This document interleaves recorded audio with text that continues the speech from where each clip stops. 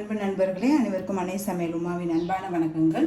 இன்னைக்கு அன்னை சமையலில் பார்க்க போகிறது வெங்காய சாதம்.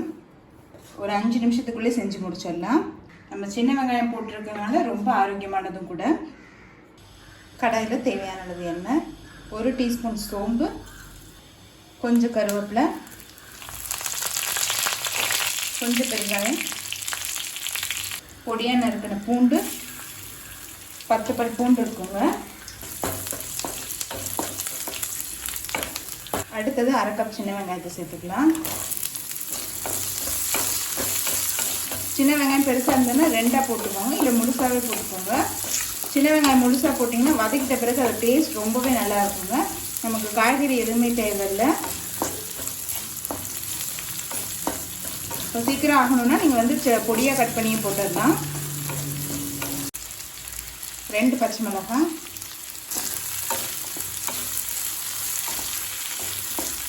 சின்ன வெங்காயம் நல்லா வதங்குற வரைக்கும் வெயிட் பண்ணலாங்க.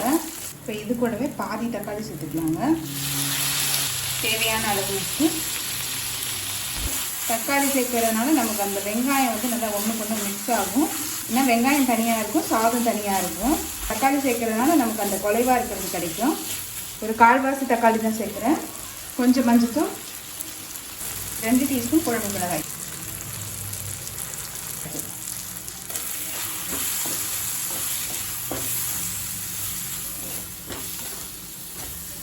இப்போ இது கூடவே 2 டேபிள் ஸ்பூன் தண்ணி சேர்த்துக்கலாங்க.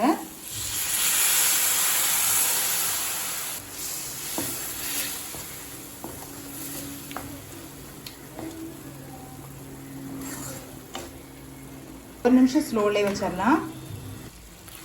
மிளகாத்தூள் வாசனை போக 2 நிமிஷம் வரைக்கும் நல்லா வதக்கியாச்சுங்க. இப்போ நம்ம போடும்போது இது மாதிரி தொக்கு மாதிரி இருக்கணும், அப்போ தான் சாதத்தில் நல்லா ஒட்டும். அடுத்தது இது கூடவே சாத்து சேர்த்துக்கலாங்க. 2 கப் சாத்து சேர்த்துக்கிறேன்.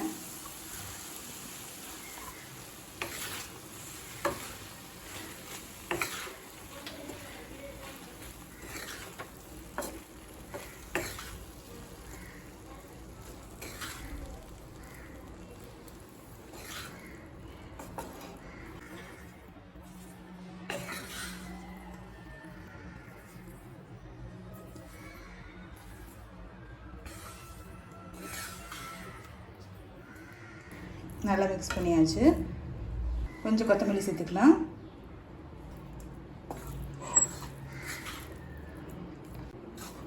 வெங்காய சாதம் ரெடி ஆயிடுச்சுங்க. சர்வ் பண்ணிடலாம். சுவையான சின்ன வெங்காய சாதம் ரெடி ஆயிடுச்சு. ரெசிபியை ட்ரை பண்ணி பாருங்கள், கண்டிப்பாக உங்களுக்கே பிடிக்கும். ரெசிபி பிடிச்சிருந்ததுன்னா வீடியோவை லைக் பண்ணுங்கள், கமெண்ட் பண்ணுங்கள், ஷேர் பண்ணுங்கள். இதுவரைக்கும் அன்னை சமையல் சேனலை சப்ஸ்கிரைப் பண்ணாதவங்க சப்ஸ்கிரைப் பண்ணுங்கள். தேங்க்யூ.